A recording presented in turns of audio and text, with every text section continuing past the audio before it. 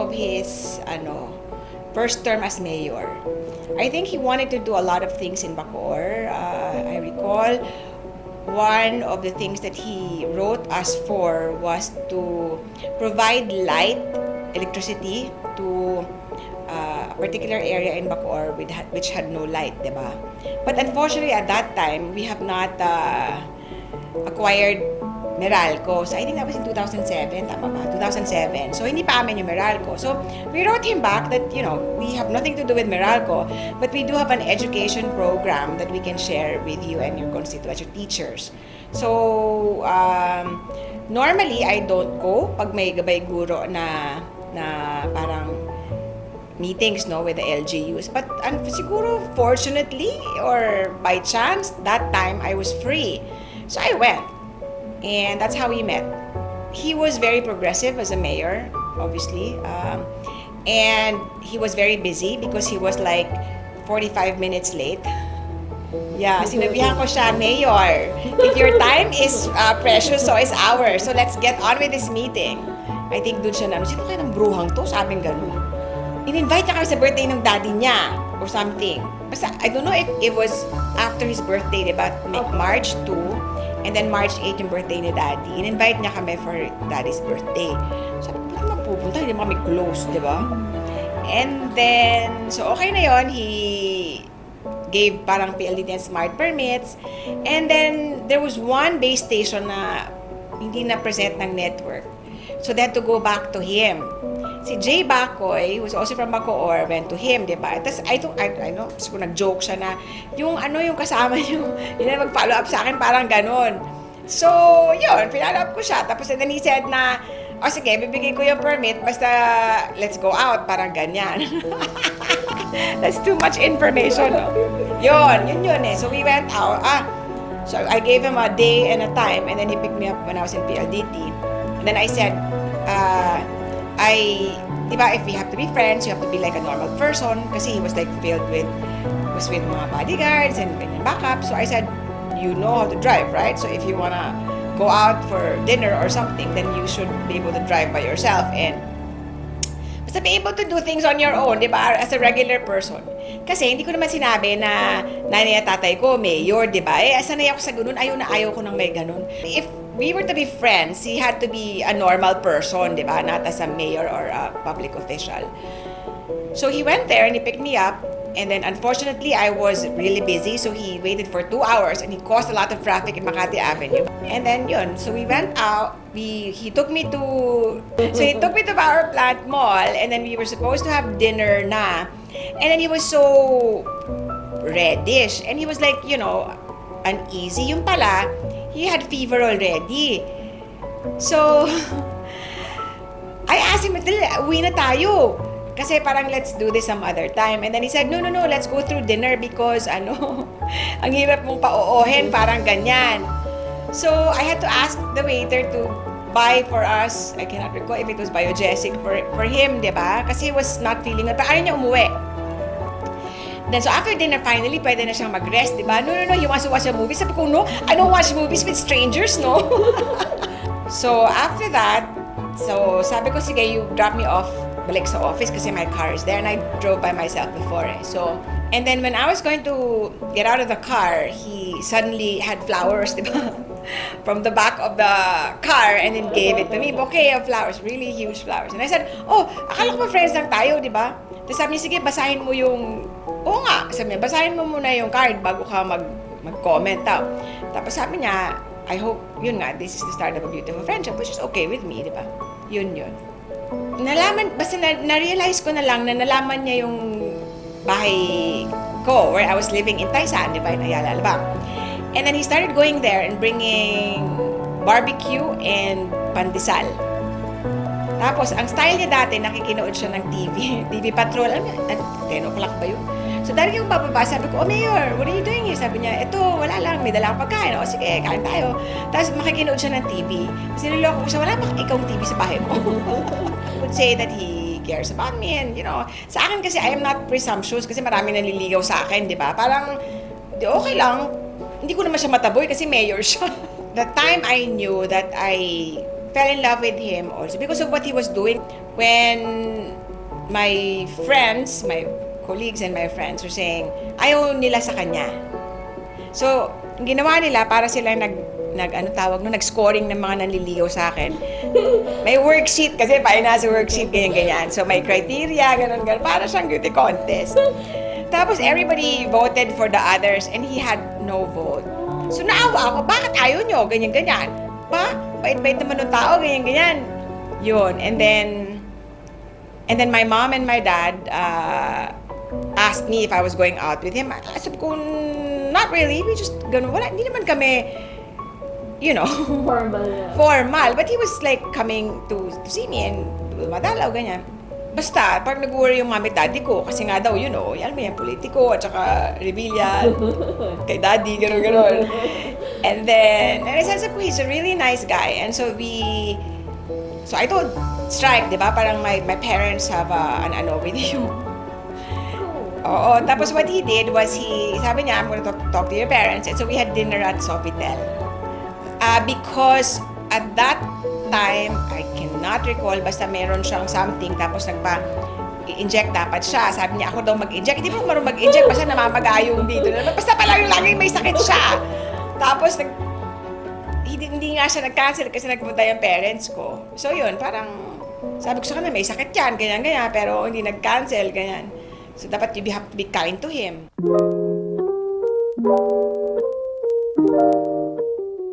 Maybe I was really meant to have him because I always believe that every person has a role in your life. And maybe because I have parents who are also in public service, diba? So I understood the love for the people. Kasi I grew up with people eating, breakfast, lunch, dinner in our house. I don't even know them. Kasi ganun nung mami daddy ko. Kasi lagi nilang sinasabi, parang the blessings that we have isn't for us to keep, but for us to share. So I've always had that in my mind, in my heart. And when I saw that in him, he's like an extension of my parents, right? He channels all his parang parental love to my mom and my dad now. So he'd always say, labas tayo nila mami, ganyan-ganyan. Kasi nga, parang he didn't get the chance to spend so much time with his parents, di ba? Kasi mami siya na passed away earlier on and si daddy naman couldn't travel. So yan yung niya, parang china-channel niya lahat yung love niya sa mami at daddy ko, which is perfect for me, di ba?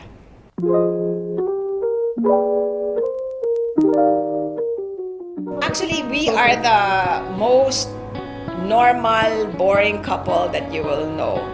And I think at the earlier years, we made it a point to travel outside, either in the US or in Europe, where we can be just ourselves and we don't have to have people around us, diba? So, marunong kami magluto, maglaba, mag-ano ng pagkain namin, mag-ayos, maglinis ng bahay, ng kami-kami lang. I think God has a place for me where I am now. Because it's all about impact, diba? The way Mayor Strike is making an impact in Bacoor, the way he has made an impact in the country when he was LMP president, diba? So, I think God has a purpose for all of us, and He put me here where I am and him where he is. Because even if we're in different worlds, we can actually complement each other to help the country, to help the people of God, and do His purpose and His will. We do things by ourselves, diba? Which we love, by the way. So me, personally, I look forward to that na kami-kami lang.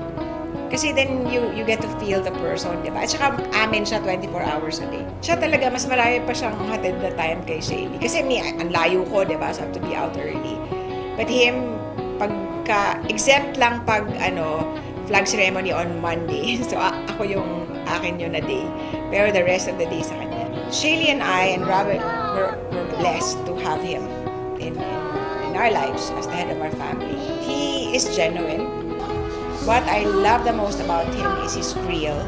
Yun, his pure love for us, his family. And the rest of his family, di ba? Siyempre, extended yung family niya is Revilla family, Bacoor family, gano'n.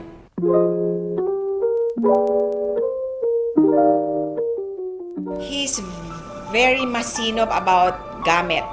Yeah, he's very organized. And maybe number 2 is he cannot let go of things. hoarder siya. Lahat may sentimental value sa kanya. This is very yun. Like for example, the first gift he's ever given me na car, di ba? Was my A4 Audi. It's a sedan. He's very sweet. So, mas nakakaalala siya versus me. Kunyari, midnight, mag-aaro na yan. Message na siya. Or ako, or kunyari out of the country ako, kahit saan, magpapadala yan ng flowers. By midnight, meron na. Ganun.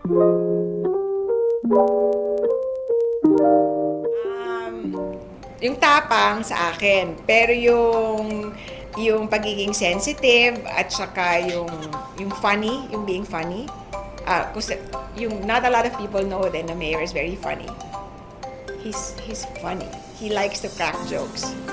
I always say that Shaylee is a funny girl because his dad is a funny man.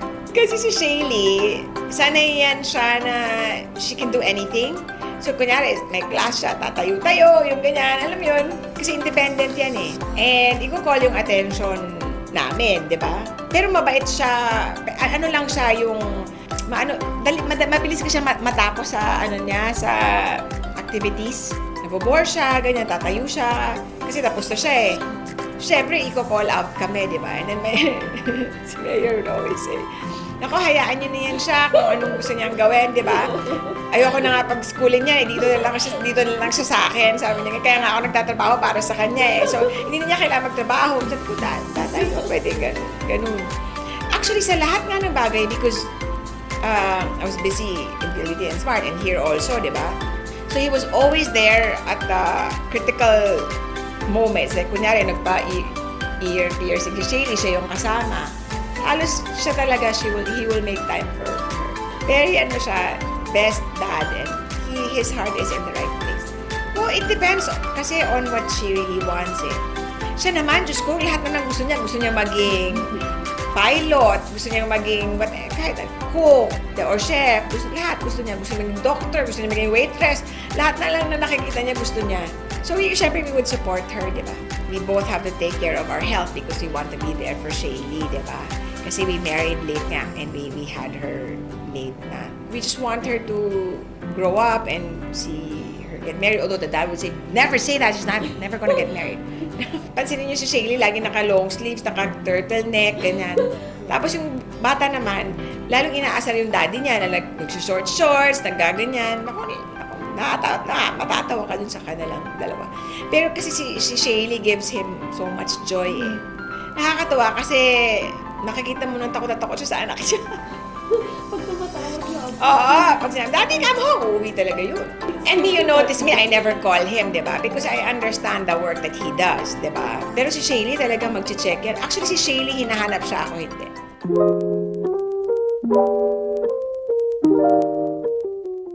Actually, the lockdown was one of the busiest days for us kasi wala kang breathing space eh. So, we don't even eat together. Sometimes hindi kami sabay kumakain kasi 'di ba parang may video call siya, may video call ako, ganyan. But for him, yung pagiging niya kasi was always kilala niyo naman yun, 'di ba? Parang he's always out eh. So kami talaga yung naka-lockdown. But we also took the lockdown as an opportunity for us to bond because Shaylee at that time was also growing up, which was good. Yun. So the 2 years na kasama namin si Shaylee, at least we spent time with her. No, but I think it sort of bonded us together because parang against all odds yun, di ba? You have to be together. And we also had to take care of Shaylee eh. And it taught us many things because we had nobody. So we had a lockdown. So we didn't have drivers, we didn't have security, di ba? So at some point in time, even if it was at the height of the pandemic, because I was working for a public service company, which is a telco at Ability and Smart at that time, in 2020, if I had to go to work, he would drive me. But nobody knew that, so I would go to work and he would be there with me in the office.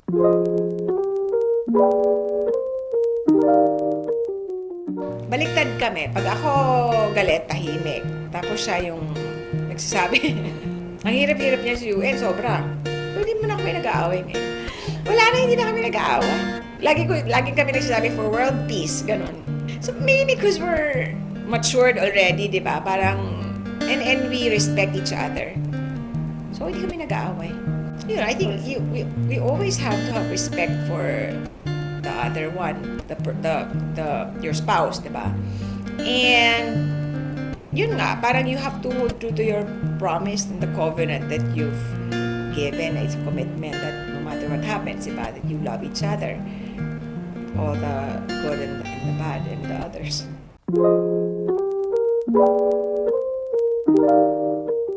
One, because he's authentic, he's real, he has a good heart, and he doesn't really care about titles or material things. It's the impact. And that's why we're still together, because that's what we are. Sobra kaming simple magkasama. Parang selfless kasi siya. Uunahin niya yung ibang tao versus himself. And ganun din yung nakita ko sa parents ko eh. So I appreciate that about him. And ayun na nga na hindi siya maarte, hindi siya materialistic, hindi siya ganun. So never kami nag-away, anything material about money, wala. Kung ano yung meron kami, pareho kami ng gustong gawin, mag-share sa iba at makatulong sa ibang tao.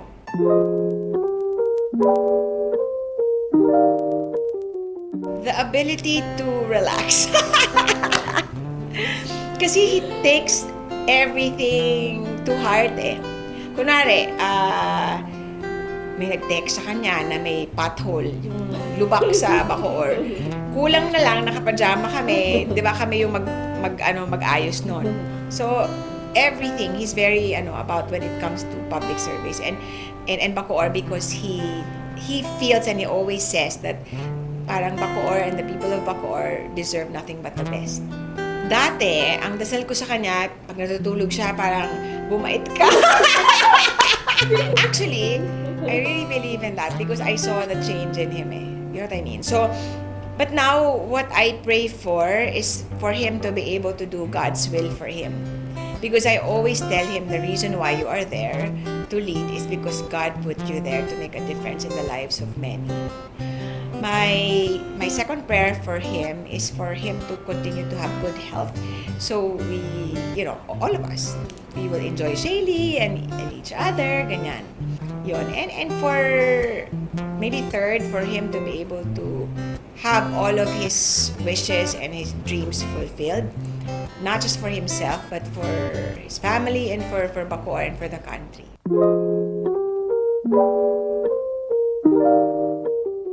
Superman.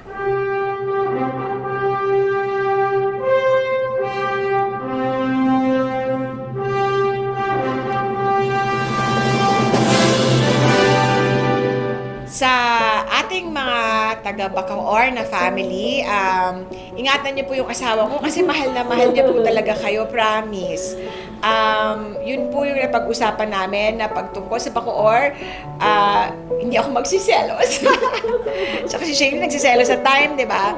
But because that's really his passion, more than his responsibility to be your mayor, di ba? And yun, so sana ma-appreciate nyo lahat ng sacrifice niya kasi talagang mahal na mahal niya po lahat kayo at gagawin niya ang lahat para mapaputi po kayong lahat.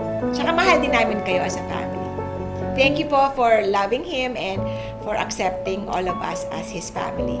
Happy birthday, Dada! Thank you for all that you are to me, Chaye and Rob, and for our family and for our extended family, Revilla family, Cabal family, and our Bacoor family. You are such a blessing to us, and we love you. We promise to take care of you, and please take care of your health. And always be handsome and mabait, and our Prince and King Charming. Hindi siya Prince Charming, King Charming siya sa amin ni Chaye. So happy birthday, Dada! We love you!